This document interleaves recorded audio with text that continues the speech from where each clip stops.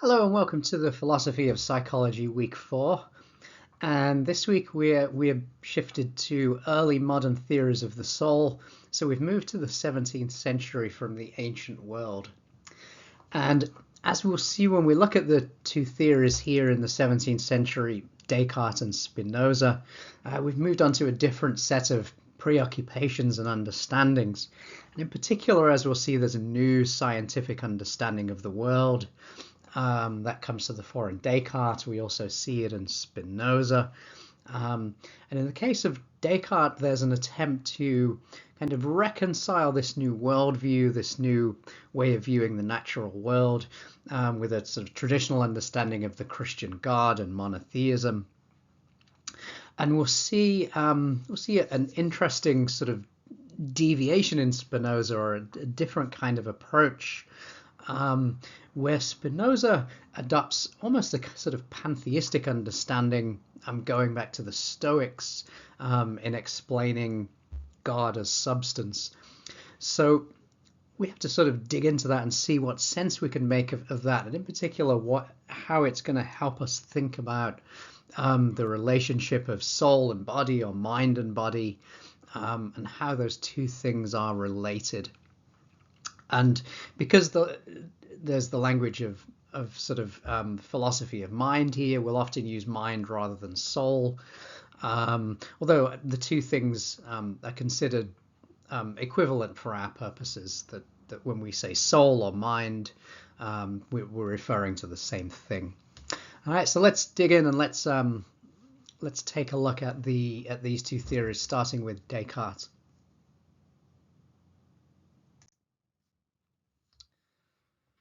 So Descartes lived from 1596 to 1650, and he was famous for his work in philosophy, science, and mathematics.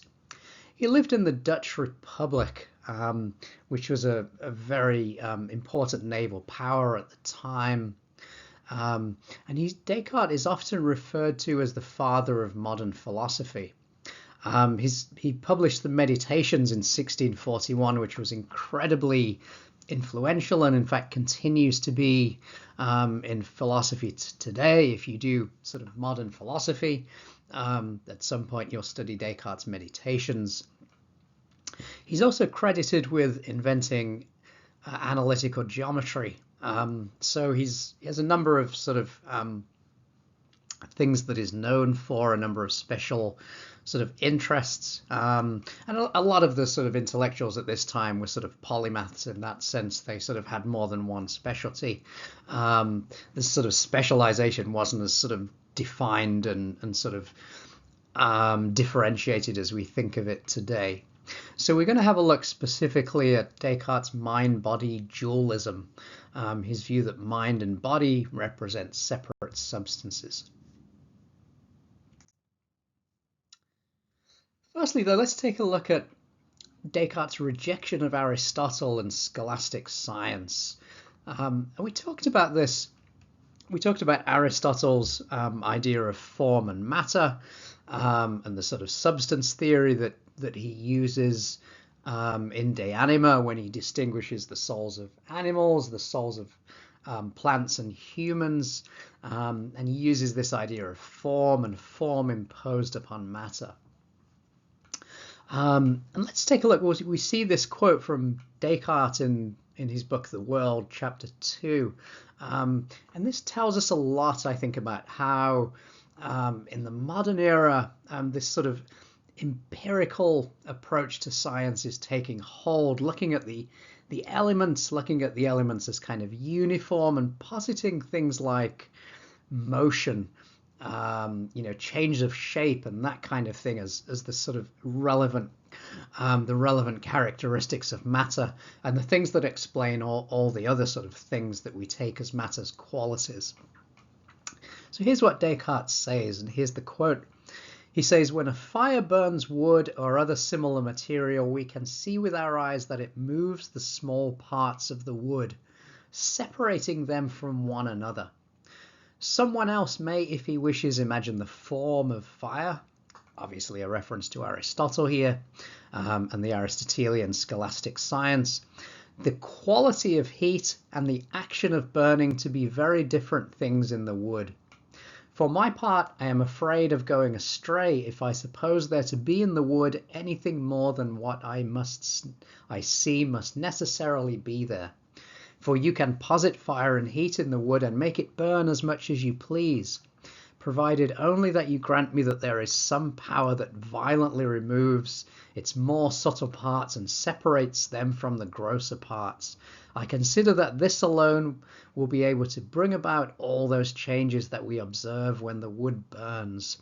Okay, it's a little sort of tricky to get a sense of what he's talking about here, but I think we can see the sort of overall thing here if we sort of zoom in and have a look, that he's saying explanation, when we sort of explain something like fire and how it burns wood, it's all about it's all about the movement and the sort of the changes in the tiny quantities of matter.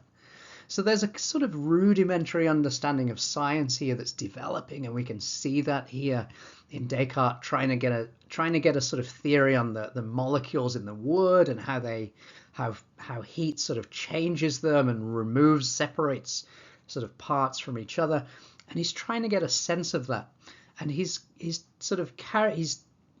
putting that in contrast to the Aristotelian idea of looking at forms and saying that it's the form that's effective, and it's the fact that it's the form of fire and it does these things. And Descartes wants to say that no, it's the behavior of the small elements, the small sort of molecules in the wood that are important and that we need to analyze. So it's almost like we can see the sort of the rudimentary beginnings of a sort of modern empirical scientific view here. So things like forms and qualities, things that the Aristotelian and the scholastic medieval science that was based on Aristotle appealed to, Descartes is saying that they're redundant. The intense heat is not explained by the form of fire, it's explained by the motion of the elements, the way the elements are sort of brought to this sort of activity, this frenzied activity. So in his explanation, Descartes limits himself to the size, shape, and motion of the small parts of matter. And this is a type of explanation that will become central to sort of scientific inquiry in coming centuries. Appeal to forms, Descartes thinks, short-circuits the work of explanation by saying that the form can cause the effect in question. And this view was later ridiculed. It's like saying that the thing has a kind of, why is it hot? Because it has a sort of heating property within it that makes it hot. And so the new sort of thinkers are looking for a way of understanding the process that gets into the elements and how they work. And although their understanding of the elements of scientific explanation was rudimentary, we can see how this is shifting science to a different kind of explanatory approach.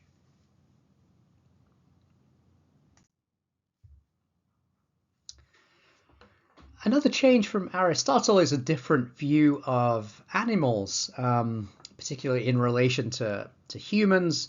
As we saw, Aristotle takes the view that animals have souls, and he doesn't mean by that they're rational. He means that they have specific features of locomotion and perception, as we saw, that are then sort of built on in sort of human souls, which add a sort of a rational component to that. But for Descartes and his understanding, and this sort of speaks to his dualism, which we'll go into shortly. But animals were seen as akin to machines. So their sort of model for this was a kind of, the sort of model for a machine was a kind of clock where the elements, mechanical elements, sort of coordinate with each other. And that was the model for what animals are. So they're seen as lacking human consciousness and rationality, and analogized to a kind of machine. So they're not seen as we sort of lose the picture of a kind of a single kind of build-up of faculties from plants and animals, and humans, the kind of theory of sort of different souls in Aristotle. For Descartes, it's only humans who have souls. All right, so let's start looking at Descartes' meditations.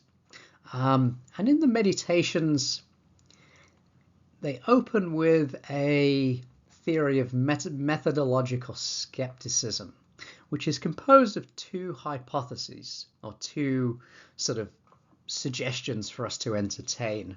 And the first one is the dreaming hypothesis, and the second one is the evil demon. I'm calling it methodological skepticism because the idea is Descartes isn't really a skeptic. He doesn't really think we can't trust sense experience, although he does think it's not. It doesn't really give us the sort of fundamental qualities of things. But he's using this as a sort of method to get to the truth. So he's kind of stripping away everything that can be doubted, everything that has a doubt potentially attached to it, so he can find something that is certain, that is absolutely true. And he starts with this hypothesis of dreaming. And the idea here is that there is nothing in the experience of being asleep or awake which tells us which is which. So notice the scope of this idea, right? It means everything our senses tell us is subject to doubt, because we might be dreaming when we think we're awake. So at any moment, our sort of whatever our senses are telling us, whatever we're getting from our perception, from our hearing, from our sense of touch, is open to doubt, because we could be dreaming. But what about such things as matter, shape, number, space, time, and these, what Descartes calls other more universal things? Well, here, even if we're doubting our senses, we still have things like number, we still have things like shape, right? And that's going to be true even if the shape is an illusion. It's still a shape of a certain kind, right? So can we be brought to doubt those things? And that's where Descartes introduces this idea of the powerful demon, the evil demon who is making him believe what is not true. So the evil demon's making him believe in sort of, numbers that sort of additions that aren't true, shapes that aren't real, etc. So the criticism of sense-based beliefs that we see here is all-encompassing, and it's part of Descartes' rationalism. Elementary truths of mathematics and physics for Descartes are known by the light of nature alone, not by our senses.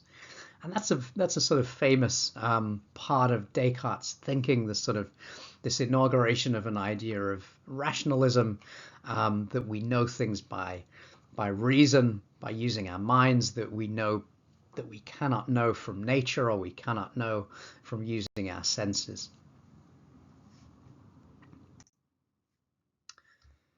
So by the time Descartes gets to meditation 2, right, all sense experience has been brought into doubt by these hypotheses, the evil demon and the dreaming hypothesis, right? So we have to temporarily suspend all of our beliefs in sense experience. Now, what Descartes argues in Meditation 2, the second chapter, is that even when he is doubting all sense experience, he remains aware of himself thinking. And this is the famous insight that he comes to in the second meditation. In Latin, it's cogito ergo sum. I think, therefore I am, I exist. So here Descartes thinks he's put an end to doubt. And the basic thing is that he thinks even when he is doubting his senses, he is doubting. He is aware of himself doubting, and so he must be aware of himself having mental activity. When he says, I think, therefore I am, I exist, what he means is he's aware of himself as a thinking thing, a res cogitans, as Descartes says in Latin, a thinking entity, not an entity with a sort of physical body and sort of than other things which we can know by sensation, but simply an entity which thinks, right? Because that's the thing that can't be doubted. Even when we're doubting, we're thinking. So this puts an end to doubt. But it's only when he establishes the proof of God in the third meditation that he can put doubts about mathematics, physics, and the world of the senses to rest, because God wouldn't possibly try and deceive us. We don't need to worry too much about that proof and that sort of the final sort of overcoming of doubt. But we can see here the essence of Descartes' dualism, right? The two things are distinguished. He establishes his essence as a thinking thing, but not a flesh and blood person with a body. So for Descartes, the sense of himself as thinking is more real. Here it has more veracity than the sense of himself as a flesh and blood person with a body. That only comes in later once we've guaranteed mathematics and physics and so on, right? So it's this idea that I exist as a thinking thing that is the essence of Descartes' dualism. So we're made up of two substances, a thinking substance, res cogitans, and a material substance, res extensa, or we could equally say an extended substance. And the idea here is that it's a substance extended in space. And as we'll see, Descartes takes that to be the central property of the material world, that it consists of things that are extended in space. In other words, things we can measure, things we can sort of view how they move, things we can sort of judge their motion. So it's the material things taking up space, and the way they kind of move in that space that is essential to the idea of extension on material substance. So there's a dualism between the mental and the material for Descartes. They are entirely different substances. But somehow, and this will turn out to be an issue, they must somehow interact with each other.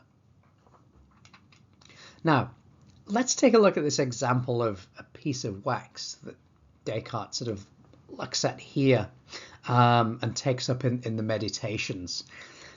The idea is, so this is about what kind of thing a material thing is, right? We think we know what a piece of wax is. Let's look at Descartes' example.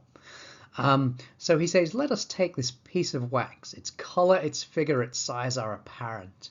It is hard, cold, easily handled, and if you strike it with a finger, it will emit a sound. So it's the sensory properties here we can see. It's the things we can pick out with our senses, right? That's how we identify the wax. But we've seen Descartes arguing that those are not the most essential properties of things. Okay, so here's what happens next. He says, but notice that while I speak and approach the fire, which is hot, what remained of the taste is exhaled, the smell evaporates, the color alters, the figure is destroyed, the size increases, it becomes liquid, it heats, scarcely can one handle it, and when one strikes it, no sound is emitted. Does the same wax remain after the change? We must confess that it remains, none would judge otherwise. What then did I know so distinctly in this piece of wax? It could certainly be nothing of all that the senses brought to my notice, since all these things which fall under taste, smell, sight, touch, and hearing are found to be changed, and yet the same wax remains. So what we see in this example is Descartes' belief that the sensory qualities of an object are not part of its nature or essence. Right, the piece of wax can lose all of its sensory qualities, its shape, its smell, its appearance, and it can still be the same piece of wax. The only things the wax has essentially, in other words, its kind of essential properties, are its extension, its flexibility, and its movability in space. So this is why we look at, for Descartes, when we look at material things, what they are essentially are extended substances, right?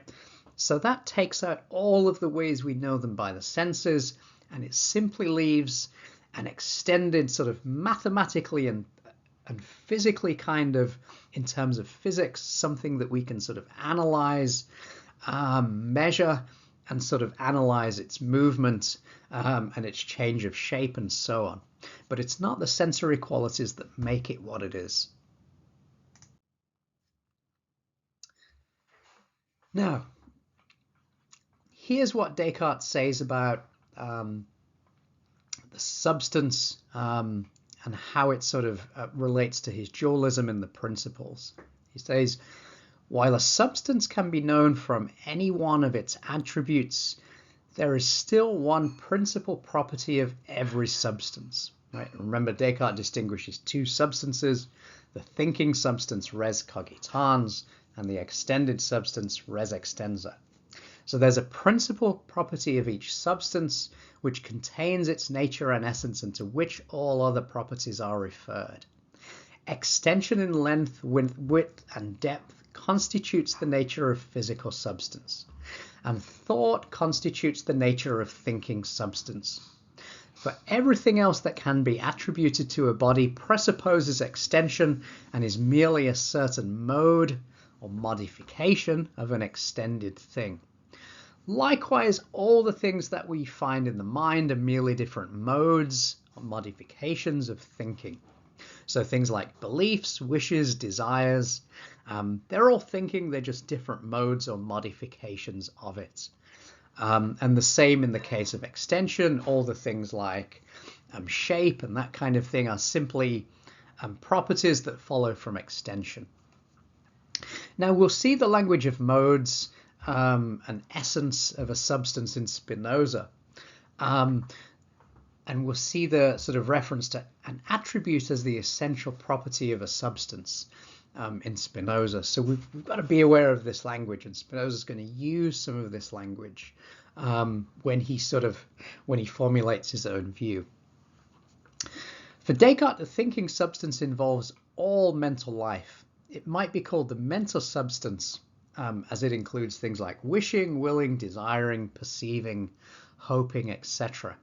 So these are the kind of what we might call the modifications of the thinking substance, or its modes, the kind of ways it sort of specifically and concretely acts according to its essence.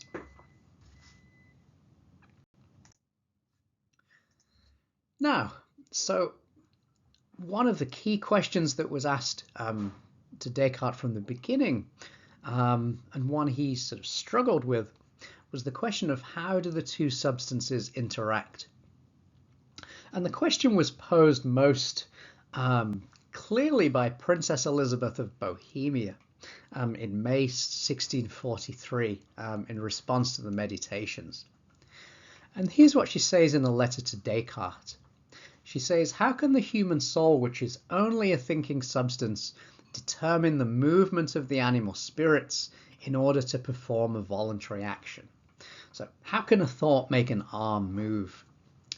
It seems as if every determination of movement results from the following three factors: the pushing of the thing that is moved, the manner in which it is pushed by the body that moves it, and the quality and shape of the latter's surface.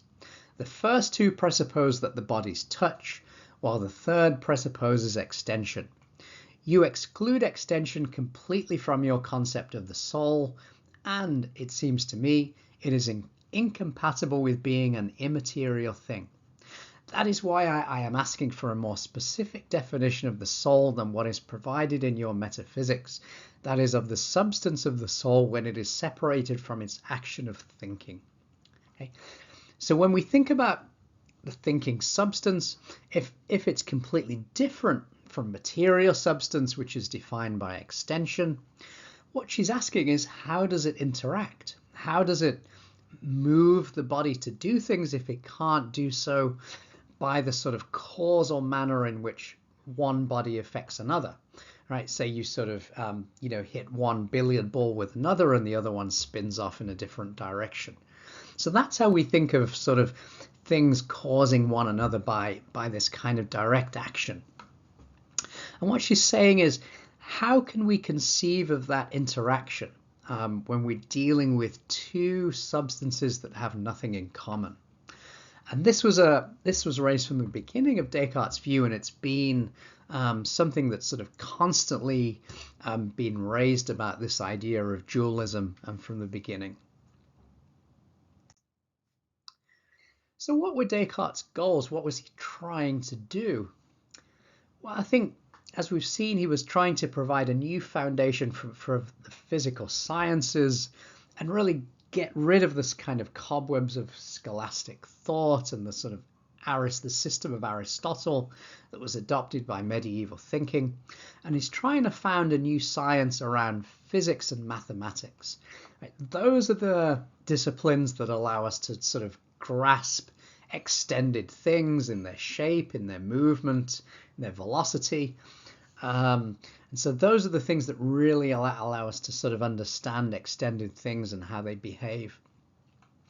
And the second thing he does he tends to do is to demonstrate the existence of God and the immortality of the soul. And that's really the motivation for this idea of sort of two substances and a thinking substance. So the thinking substance, because it's not part of the physical world, it's sort of immortal, it isn't destroyed. And there's this sort of this relation that the thinking mind is able to prove the existence of God.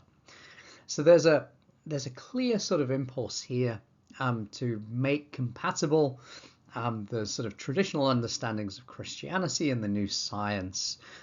So beliefs about God and the soul with the kind of new understandings of the natural world that were developing in the 17th century.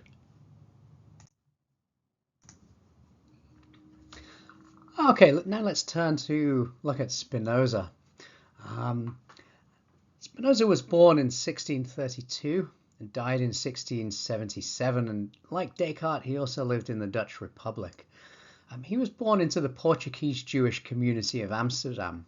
They'd fled from Portugal during the persecution of Jews in the 15th century and moved to Amsterdam. And it was a comparatively sort of open and free society at the time, which is why they were able to sort of settle there and make a home there. Now, at the age of 23, Spinoza was exiled and shunned by his own sort of Jewish community, the Portuguese Jewish community, including by his own family, for his sort of considered his heretical beliefs. And so he was sort of exiled and never to have any communication with the community again. From that point forward, he sort of lived independently and worked as a lens grinder to make money. Optics were a very sort of one of the big new inventions in the Dutch Republic. And he wrote philosophy that he discussed with close friends. After his death, all of his works were banned by the Dutch Republic. He had a very sort of controversial reputation as a sort of blasphemous, heretical thinker. I think the root of that is that there's a kind of pantheism in Spinoza that sort of harks back to Stoicism and some of the perspectives about sort of the rational nature of the whole that we saw in Stoicism. Spinoza sort of takes that view and makes it a little more, just sort of brings God into the picture a little more clearly. But I think it's essentially a pantheistic view, like the Stoics, that God and nature are one and the same thing. So there's no kind of creator God separate from creation. They're just one and the same thing, that God simply is the unfolding of creation in history. So let's take a look at his theory of mind and body and how they're connected. So let's start by looking at Spinoza's so-called substance monism. As we saw, Descartes argues that there are two substances. There's a thinking substance and a extended substance. For God, the whole universe is made of one. For Spinoza, the whole universe is made of one substance, which can be referred to as God, or can also be called nature. A substance can be understood without reference to anything external, and that's really the definition of substance. It is the cause of itself. So there's only one substance that is the cause of itself, and for Spinoza that is God or nature. Now a substance can have many attributes, and an attribute tells us the essence of a substance. And in fact, Spinoza will argue that there are a number of attributes of substance. The two of them that we know of are extension and thought. So in Spinoza, extension and thought are the two attributes of substance rather than being different substances. We'll see what difference that makes in a second. A mode or a modification is something that cannot exist independently, but is understood in relation to something else. So everything other than God is a mode of substance. So Spinoza believed that God is the sum of the natural and physical laws of the universe, and not an individual entity or creator. So God is the only substance in the universe, and everything is a part of God. This has sometimes been described as classical pantheism. Now, he talks about two attributes, the attribute of extension and the attribute of thought, but these are two ways of conceiving the same thing. So they're not separate substances, they're two ways of representing or understanding the same thing. All things, human beings, as well as thoughts, desires, wishes, etc., are modes or modifications of the substance. So a human being is not self-caused, for example, but relies on other things to bring it into being and sustain it in being, and that's what a mode is. It's caused, brought about by other things.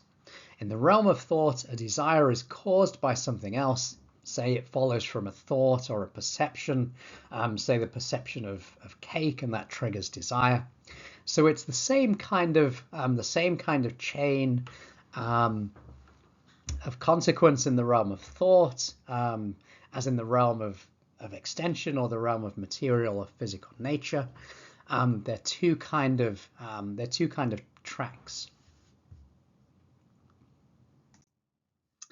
So this takes us to the essence of Spinoza's parallelism. And his sort of view of the relation of mind and body is sort of described as this parallel theory, this psychoparallelism. And the basic idea is that mental terms and physical or natural science terms are two ways of conceiving the same thing. So they're not like Descartes' separate substances that can causally interact. They're like two ways of conceiving or understanding the same happening, the same thing.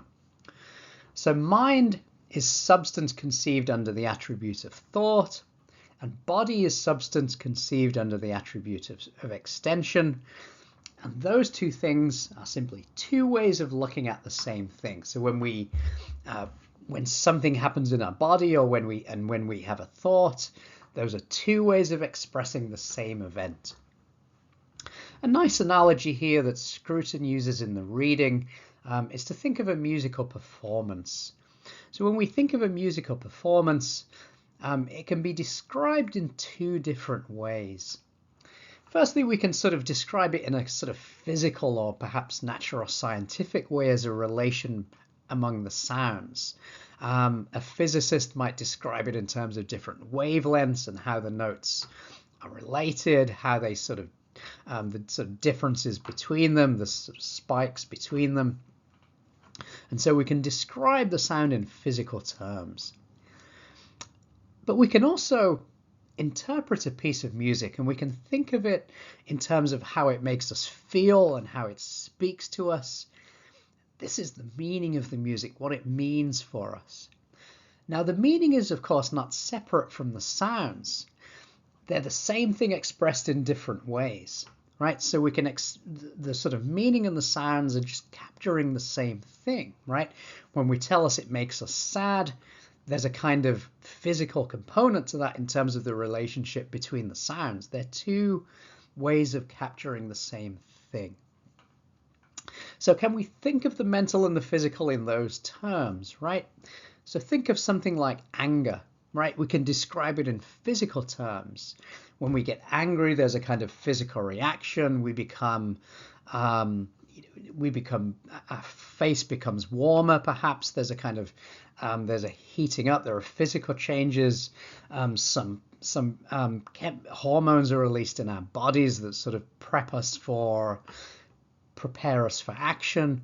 But we can also describe anger in terms of how it makes us feel, right? What the sort of feeling is, the sort of tone of feeling associated with it. So we can describe it again in a sort of physical term, the kind of physical reactions in our body, or in sort of mental terms, in terms of how it makes us feel. And these two might be, if we think in Spinoza's terms, we might think of them as sort of parallel tracks, right? We're describing the same thing in different ways. So this is how we might think of the mental and the physical and the relation between them, not as interacting with each other as in Descartes, but in Spinoza here as two different ways of conceiving the same thing. So, according to this idea of parallelism, relations between ideas correspond to relations in reality. So, let's take a simple causal relation, right? A leads to B, right? When A exists, it causes B to come into being. So let's say that A is the work of the axe, sort of chopping the tree, and B is the felling of the tree, or the falling of the tree due to the chopping of the axe. So B is the event that is caused by A.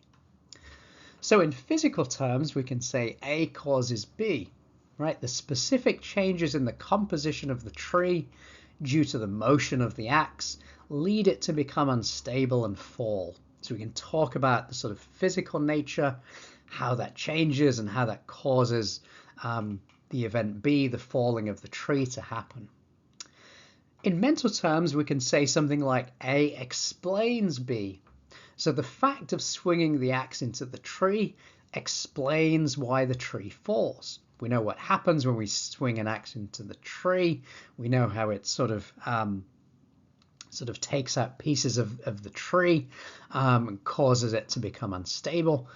So in terms of explanation, we can see how the swinging of the axe explains the tree. So causation, the physical terms, and explanation, the kind of mental equivalent, are two ways of looking at the same thing.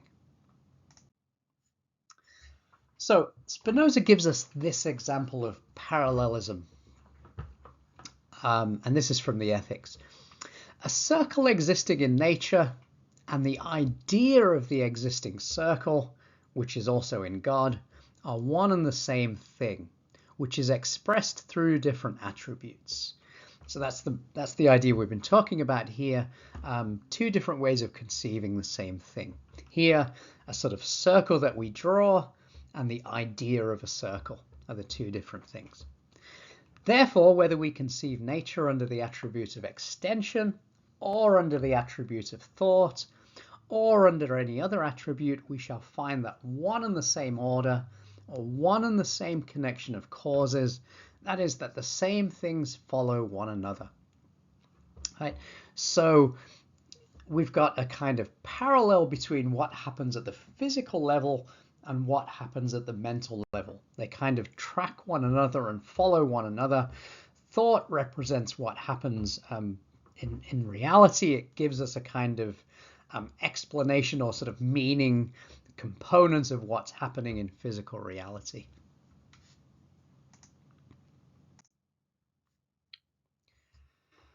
So, is Spinoza's view of the mind-body relationship more successful than Descartes?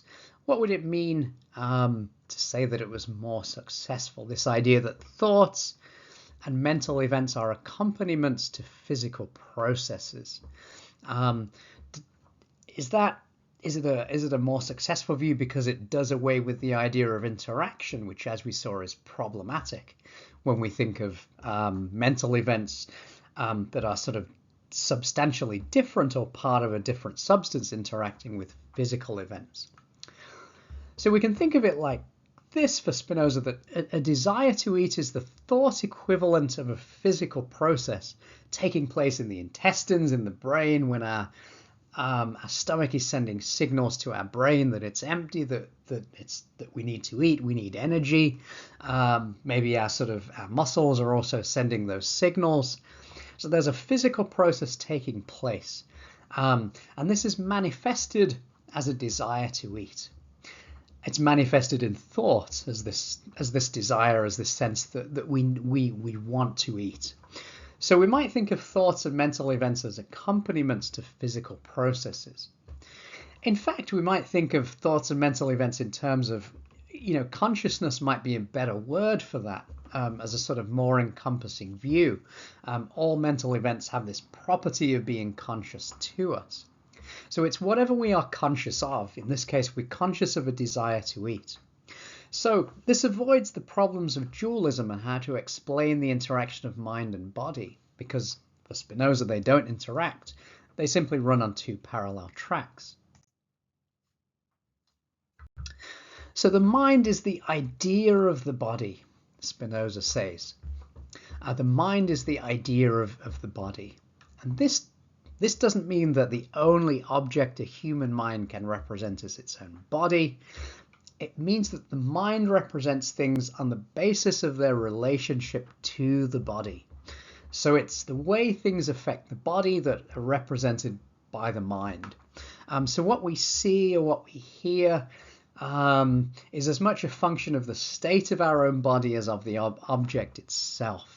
Right? When we see something, it's mixed with our fears, with our desires, with our expectations, with our previous kind of encounters with the object. So it encompasses the state that our body is in, whether it's in a fearful state, in an anxious state. All that is reflected in what we see and hear. So we represent things through our body. And the mental idea, the sort of mental component, the mind represents things on the basis of this relationship of the body to things. So the power of the human mind is a result of the sensitivity of the body. They're both sort of related. Its exposure, the way the human body is exposed to so much sensory information and the capacity to process it, is what gives the human mind this power to explore so many things, and to be able to know so many things. And this is why we are often mistaken or in error in our judgments of external things, Spinoza assumes. It's because we can only represent external things through the state of our own body. So what gets sort of mixed up in there is our own sort of fears and anxieties and expectations and wishes and everything else.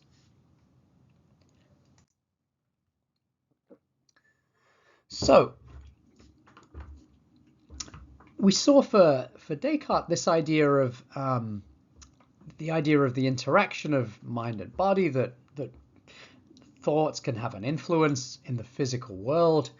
And for Descartes, free will exists, that humans have this ability to make free choices. And Descartes thought that was very important because it means that humans are in fact responsible for their choices and also responsible for their errors. So God doesn't deceive them. Human beings deceive themselves through their capacity for free will.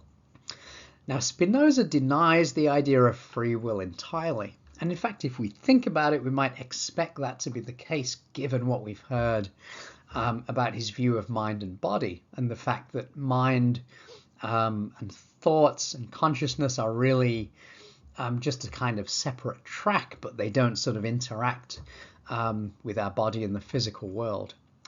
So Spinoza says, in the mind there is no absolute or free will, but the mind is determined to will this or that by a cause which is also determined by another, and this again by another, and so to infinity. So like all other finite modes, the actions of the human mind must be caused by prior actions and events. Right, so there's no free choice or free will. Spinoza says in the Ethics that, for instance, men are mistaken in thinking themselves free. Their opinion is made up of consciousness of their own actions, and ignorance of the causes by which they are conditioned. And in fact, for Spinoza, free will is it's not something we need to worry about in the metaphysical sense. It's not so important. What matters is that we're able to act according to our own ideas and values that we take to be true, and we're able to sort of act on that basis. But the fact that whether we're completely free or determined by prior causes isn't really what freedom and human freedom is about. Okay, so here's what we're dealing with in this week, week 4. We've got readings by Thomas Sorel on Descartes and Scruton on Spinoza. The readings in the week 4 in the week 4 folder category. There's a quiz. There's quiz 4 this week.